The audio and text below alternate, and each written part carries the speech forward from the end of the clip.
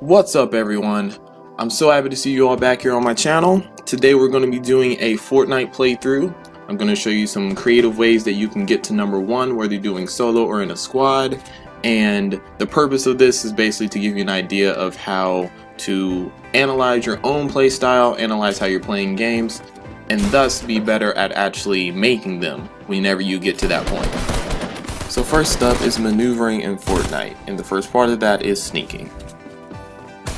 So I have to admit that I wasn't very sneaky here.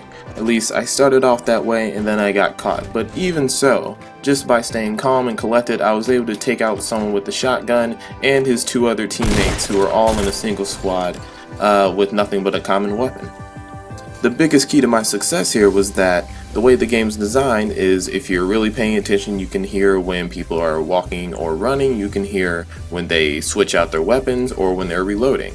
And so if you're paying attention to that, it's very easy to sneak up on people and take them out no problem. So another important part of sneaking and hiding is bushes. So if you ever played Fortnite, you know there's the legendary bush consumable, but here I'm actually just using the normal bush that's part of the landscape, which works just as well. In fact, this works so well that by simply staying and hiding, I was able to avoid 2 teams that were duking it out right now, and by taking a shot only when I saw the opportunity, I could do some real damage. So to quickly tie this back into game design, one of the big points here is the fact that nothing is wasted. Like even these bushes that seem like they're just aesthetic because you can't even mine them for resources like you can a tree or stone in the game, they're still important, they're still there for a reason, they're still useful, they're not just wasted space. And what we're about to touch on now is the other part of maneuvering, which is rushing and tailing.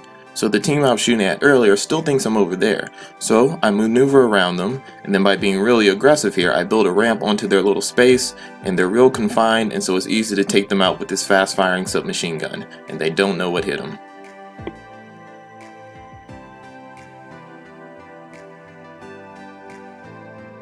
Now we are going to talk about perhaps one of the most fundamental aspects of Fortnite, and that is building. So this guy started shooting at me out of nowhere and I had no idea where he was coming from, so I ran upstairs and immediately started building some brick walls. Now I can hear him coming and I know he's got to be coming up the stairs, so real quick I make a hole and bam, he's done. And so the reason speed is so important is situations just like this, so if you get caught off guard, you know exactly what buttons to press to save yourself. Also, while I'm in the late game here, it's very important to grab some brick early, even if it's only 30 or 40. That way if you get shot at, you have something that won't be destroyed the second you place it like wood would. Get it? Okay, anyway. So what we're about to talk about next is important because of what I do right now. I rush in on this team and me and my teammates stick him out real easy, and then immediately I start building not just walls but also a roof over our heads. This is important because of the things like what I did earlier, because if a team rushes up on you, it's very easy for them to build over and hop into wherever you've created. But if you build a roof, that prevents that. Also, while I did speed up this video, it is really important to do this as quickly as possible because those precious seconds can mean the difference between you getting shot and you staying alive. And now we come to perhaps the most important aspect of building, which is editing. So you can create windows like I do right here. You can also create doors to go through. You can make ramps, rails, and a whole bunch of other stuff. Really, there's so many different combinations that it's best that you mess around with it yourself and see what you can come up with. But they're really good for a lot of different things, such as for surprising enemies, building unique paths to places you need to get to, and blocking off certain areas to people you don't want to get to you.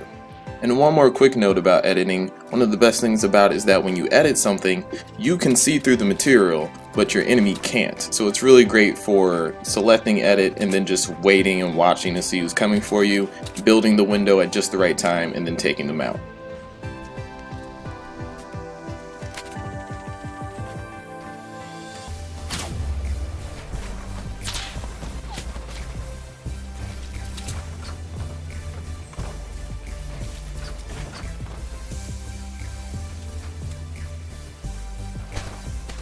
So there really is so much more I could say about this game, but we're going to start to finish this up with some general tips. So one of the first things is windows. There are already windows in the houses, and when you build something it kind of gives you away because then you know that someone's already been there. So if you wait in the house and use the windows, you can let other teams duke it out and just watch from afar, taking a shot or two whenever you get the opportunity, and they'll have no idea where it came from if you time them right. In other words, if you only shoot when there's other shooting going on.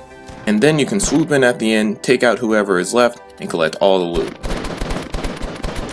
But keep in mind that this also works really well from the outside too. Like if you're trying to get someone who's inside a house and you're too afraid to open the door and get at them, then just look through the window, because they're probably crouching near a wall and not paying any attention to it.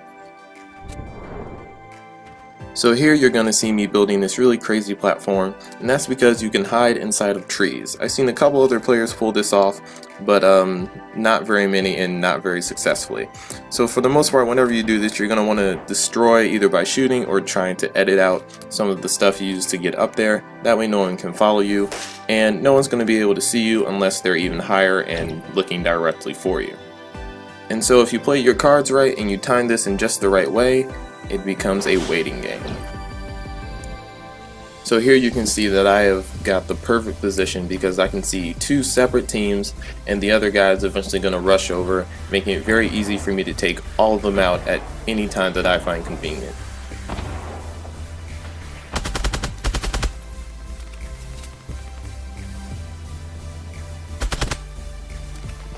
Another really important tip I have for everyone is to pay attention to the small details. For example, the ammo boxes can often be found under staircases, and every time I go there I find that no one has been there and no one's checked the staircase, even if the rest of the house has been looted. They're also really great places for you to hide because no one ever checks under the staircase. It's really amazing. So as we come to the conclusion of this video, I wanted to reiterate that the whole point of this was to show you that by really paying attention to the different aspects of any game and thinking about every little piece of it and how it was designed will help you become both better at playing the game and at being a game designer. I really appreciate you guys tuning in to get creative with CreatorRedA, and I'll see you on the next video, whatever it may be.